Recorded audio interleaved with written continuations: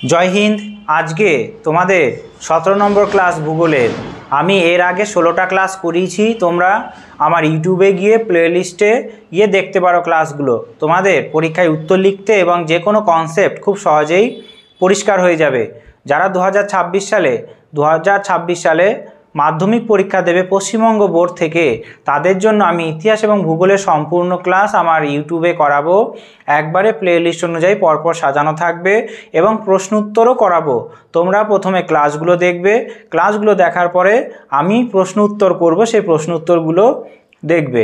তাহলে দেখবে সমস্ত প্রশ্নের উত্তর তোমরা টেস্ট পেপার থেকে বা যে কোনো জায়গা থেকে দিচ্ছে সেগুলো করতে পারছো। আজকে ভূগোলের 17 নম্বর ক্লাসে আমি তোমাদের সঙ্গে পরিচয় করাবো হিমাবাহে এবং জলাধারার মিলিত কার্যের ফলে সৃষ্ট ভূমিরূপ। অর্থাৎ পর্বতের পাদদেশে হিমাবাহ তো গলে যায়, তাই সেই হিমাবাহ প্লাস জলাধারা একসঙ্গে মিলিত সঞ্চয় কার্যের ফলে সৃষ্ট যে ভূমিরূপ তৈরি হয় সেইগুলো কি সেইগুলো নিয়ে আলোচনা করব। প্রথম যে ভূমিরূপ তৈরি হয় পর্বতের পাদদেশে সঞ্চয় কার্যের ফলে সৃষ্ট ভূমিরূপ কি হবে? হিমাবাহ ও জলাধারা মিলিত কার্যের ফলে সৃষ্ট ভূমিরূপ। এইগুলো সবকটাই ধরে নাও সঞ্চয় কার্যের ফলে সৃষ্ট ভূমিরূপ। এবার এই যে বহির্বিধৌত সমভূমি প্রথম ভূমিরূপ, 2 নম্বর ভূমিরূপ হলো ড্রামলিন, 3 নম্বর ভূমিরূপ হলো কেম, 4 নম্বর ভূমিরূপ হলো এসকার এবং 5 নম্বর ভূমিরূপ হলো কেটল।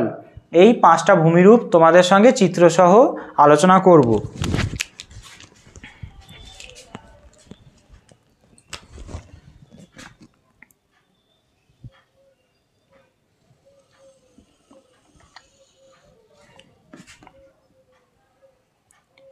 প্রথমে আমরা একটা চিত্র আঁকবো, সেই চিত্রতে দেখব ভূমিরূপগুলো কি করে তৈরি হচ্ছে। চিত্রটা এইভাবে আঁকলে তোমাদের একটা চিত্রের মধ্যেই সমস্ত ভূমিরূপগুলো হয়ে যাবে।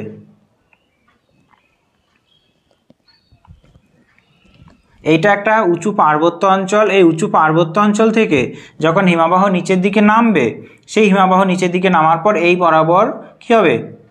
গলে যাবে। আমরা আগে পড়েছিলাম যে বরাবর হিমবাহ গলে যায় এবং যার উপরে হিমাবাহ জমে থাকে তাকে কি বলা হয়? হিমরেখা। অর্থাৎ এইটা ধরে নাও হিমরেখা।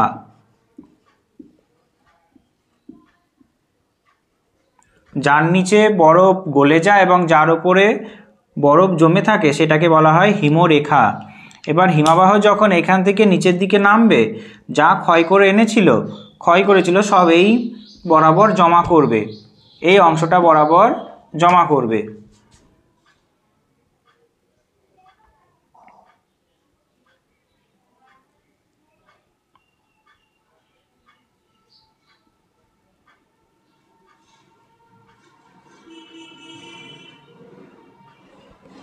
এই বরাবর জমা করবে। দেখো কিভাবে কি হচ্ছে, ভূমিরূপগুলো কিভাবে তৈরি হচ্ছে। এটা একটা হিমাবাহ ছিল,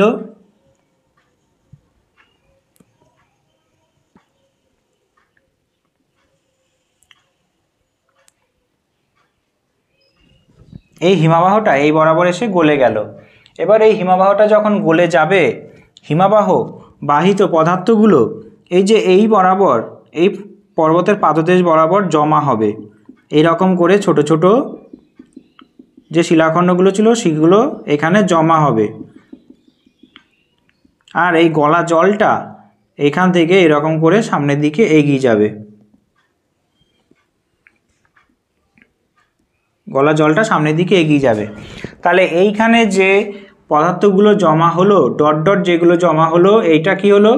এটাকে বলা হয় কি? বহির্বিধৌত সমভূমি। অর্থাৎ হিমাবাহ যেখানে গলে গেল তার সামনেই পদার্থগুলো জমা হয়ে তৈরি হলো কি? পদার্থগুলো জমা হয়ে তৈরি হলো এটা হিমরেখা। তাহলে এই যে এই অংশটা কি তৈরি করলো? এই অংশটাকে বলা হবে কি? বহির্বিধৌত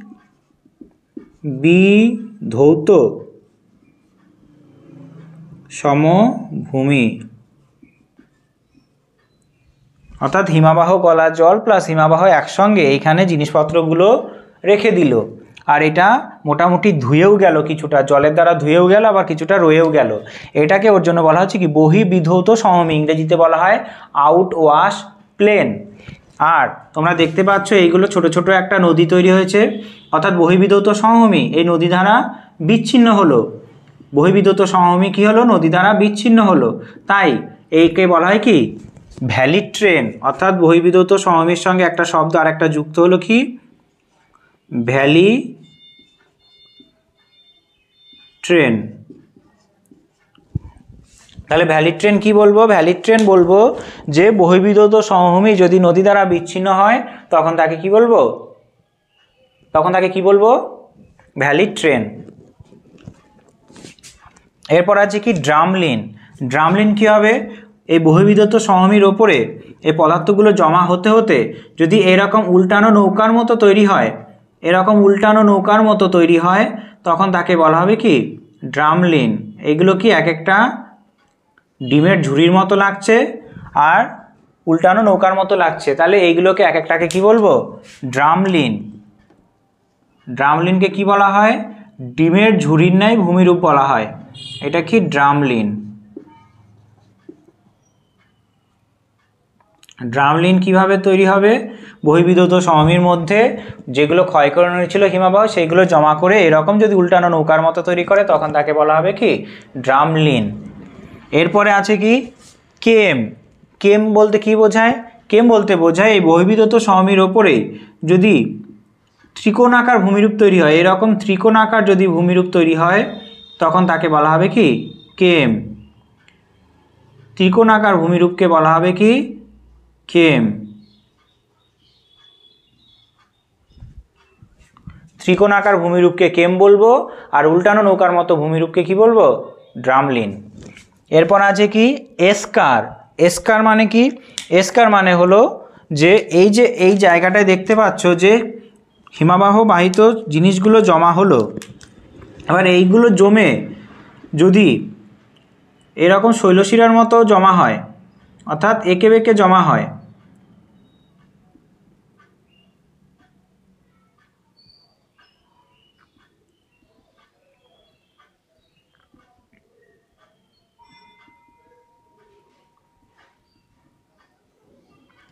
আর একটু ভালো করে আঁকছি, দাঁড়াও।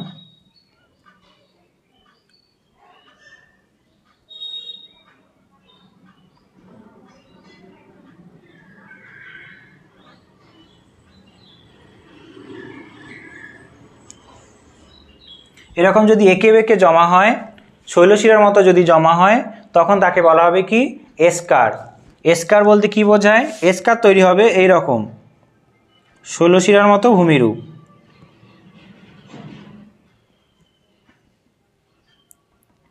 আঁকাবাঁকা শৈলশিরার মতো ভূমিরূপ। কেম কি? কেম হলো ত্রিকোণাকার ভূমিরূপ।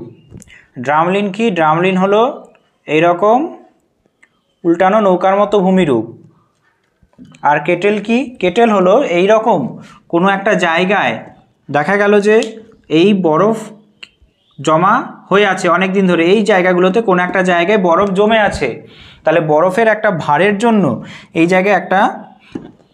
জায়গাগুলোতে কোনো গর্ত তৈরি হবে। গর্ত তৈরি হলে কি হবে? এইখানে ধরে নাও একটা গর্ত তৈরি হলো, এরকম একটা গর্ত তৈরি হলো। এই গর্ত তৈরি হলো কেন? হিমবাহর যে চাপ, সেই চাপের জন্য এই জায়গাটায় গর্ত তৈরি হয়ে গেল। এই গর্ততে যদি জল জমে যায়, পরবর্তীকালে যদি এই গর্ততে জল জমে যায়, কারণ বরফ তো গলে যাবে, সবসময় তো থাকবে না কি, তখন বরফ গলা জলটা এখানে জমে থাকবে। এটাকে বলা হয় কি? কেটেল হ্রদ। তাহলে এটা আমরা কি পেলাম? এটা হলো এস্কার, শৈলশিরার মতো ভূমিরূপ, আর এটা হলো কেটেল হ্রদ। তাহলে আমাদের ভূমিরূপ হয়ে গেল, অর্থাৎ পর্বতের পাদদেশে সঞ্চয় কার্যের ফলে সৃষ্ট ভূমিরূপগুলো হয়ে গেল। বহির্বিধৌত সমভূমি কোথায় তৈরি হবে? বহির্বিধৌত সমভূমি তৈরি হবে একবারে পর্বতের হিমরেখার নিচে, যেখানে বরফ গলে যায়, অর্থাৎ এইখানে জল ধুয়ে চলে গেছে, দিয়ে হিমবাহ বাহিত ছোট ছোট নুড়িবালি খণ্ডগুলো এখানে জমে আছে, সেটাকে বলা হয় কি? বহির্বিধৌত সমভূমি। আমরা নদীর ক্ষয়কার্যে এবং সঞ্চয় কার্যে পড়েছিলাম, অর্থাৎ নদীর সঞ্চয় কার্যে পড়েছিলাম প্লাবন সমভূমি, যেমন প্লাবন সমভূমি বন্যার পরে তৈরি হয়, তেমন এইখানে হিমবাহ গলা জল যদি এর ওপর দিয়ে চলে যায়, হিমবাহ বাহিত যেগুলো জিনিস ছিল কিছুটা এখানে জমে থাকবে, এটাকে বলা হবে কি বহিবিধৌত সমভূমি। এরপরে কি বহিবিধৌত সমভূমির ওপরে হিমবাহ বাহিত নুড়িবালি খণ্ডগুলো জমে যদি উল্টানো নৌকার মতো দাঁড়িয়ে থাকে, তখন তাকে বলা হবে কি ড্রামলিন। যদি ত্রিকোণাকার হয়ে দাঁড়িয়ে থাকে তখন তাকে বলবো কেম। আর এসকার কি বলবো, এসকার হলো শৈলশিরার মতো ভূমিরূপ, অর্থাৎ যেগুলো ক্ষয় হয়ে করে এনেছিল হিমবাহ সেইগুলো জমা হতে হতে এরকম আঁকাবাঁকা শৈলশিরার মতো জমা হবে, এরকম আঁকাবাঁকা শৈলশিরার মতো, এই যে এরকম জমা হবে, একটা নয় অনেক কটা তৈরি হবে, এইরকম আঁকাবাঁকা শৈলশিরার মতো জমা হবে, এটাকে বলা হবে কি এসকার। আর কেটেল কি, কেটেল হ্রদ হলো যে হিমবাহ বা বরফের টুকরো একটা জায়গায় জমেছিল, সেই হিমবাহ বা বরফের টুকরোর চাপে সেই মাটিটা গর্ত হয়েছে, সেই গর্তটায় এখন হিমবাহ গলে গেছে, সেই গর্ততে জল জমে আছে, তাই এটা তৈরি হয়েছে কি কেটেল হ্রদ। আর এইখানে মনে রাখবে কেটেল হ্রদের সঙ্গে আর একটা শব্দ মনে রাখতে হবে তোমাদের, কি ভার্ব। কেটেল হ্রদের সঙ্গে আর একটা শব্দ মনে রাখতে হবে ভার্ব। ভার্ব বলতে কি বোঝায়, কেটেল হ্রদের তলদেশে যদি পলি জমে সেটাকে বলা হয় কি ভার্ব। তাহলে কেটেল হ্রদের তলদেশে যে পলিবালিগুলো জমে সেটাকে কি বলবো আমরা ভার্ব। তাহলে আমরা বহিবিধৌত সমভূমিতে একটা নতুন শব্দ মনে রাখতে হবে, সেটা কি ভ্যালিড ট্রেন। ভ্যালিড ট্রেন অর্থাৎ এই যে বহিবিধৌত সমভূমি, এই যে এই নদী দ্বারা বিচ্ছিন্ন হলো, এই বহিবিধৌত সমভূমি নদী দ্বারা বিচ্ছিন্ন হলো, তাই এটাকে বলা হয় কি ভ্যালিড ট্রেন। আর কেটেল কি, কেটেল হ্রদের তলদেশে যদি ছোট ছোট টুকরো টুকরো পলিবালি জমে সেটাকে বলা হবে কি ভার্ব, বা পলি সঞ্চয়কে ভার্ব বলে। আমি এখানে লিখে দিচ্ছি একবার, একটা কি বললাম ভ্যালিড ট্রেন,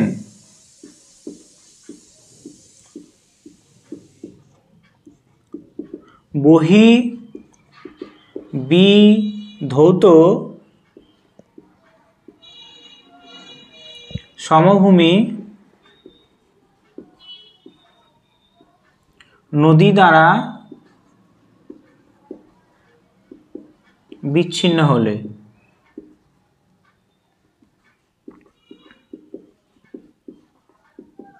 ভ্যালিড ট্রেন বলা হবে।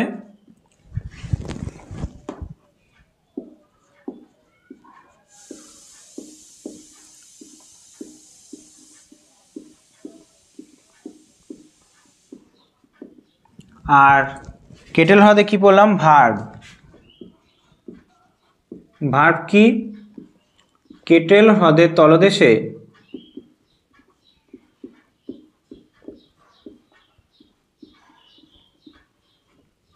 পলি সঞ্চয় হলে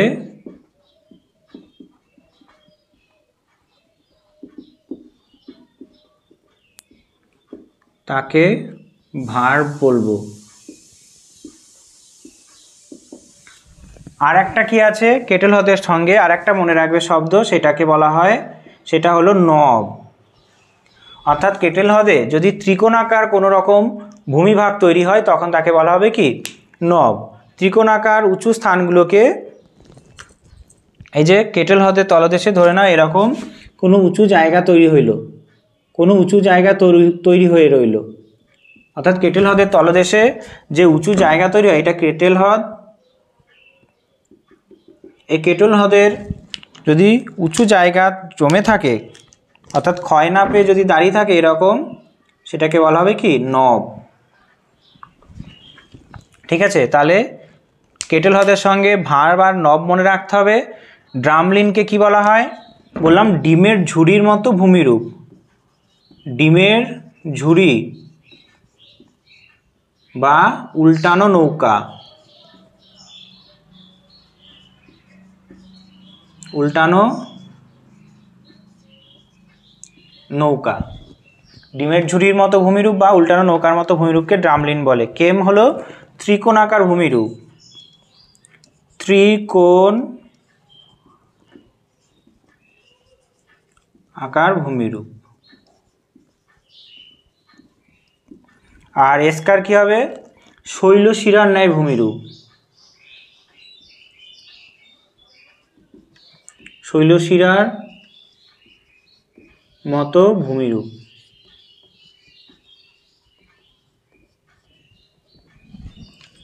তাহলে হিমবাহের এবং জলাধারার মিলিত কার্যের ফলে যে সৃষ্ট ভূমিরূপগুলো হয়, হিমবাহ এবং জলাধারার মিলিত কার্যের ফলে সৃষ্ট যে ভূমিরূপগুলো হয় সেইগুলোর বিবরণ তোমরা দেখতে পেলে। হিমরেখা তলদেশে, হিমরেখার নিচেই এই ভূমিরূপগুলো তৈরি হবে। 1 তৈরি হবে বহিবিধত, 2 তৈরি হবে ড্রামলিন, 3 তৈরি হবে কেম, তারপরে তৈরি হবে কেটেল হ্রদ, তারপর তৈরি হবে এস্কার। তাহলে আজকের জন্য এইটুকুই। পরের ক্লাসে আমরা পড়ব, অর্থাৎ হিমবাহের কার্য আজকে শেষ হয়ে গেল। এর পরের ক্লাসে শুরু করব বায়ুর কাজ। বায়ুর কাজের ফলে সৃষ্ট ভূমিরূপ, বায়ু কীভাবে ক্ষয় কাজ করে, সঞ্চয় কাজ করে, মরুভূমি অঞ্চলে এবং সমুদ্র অঞ্চলে কেন বায়ুর কাজে প্রাধান্য লাভ করেছে, এই বিষয়গুলো তোমাদের পরের ক্লাসগুলোতে করানো হবে। আজকের জন্য এইটুকুই। জয় হিন্দ।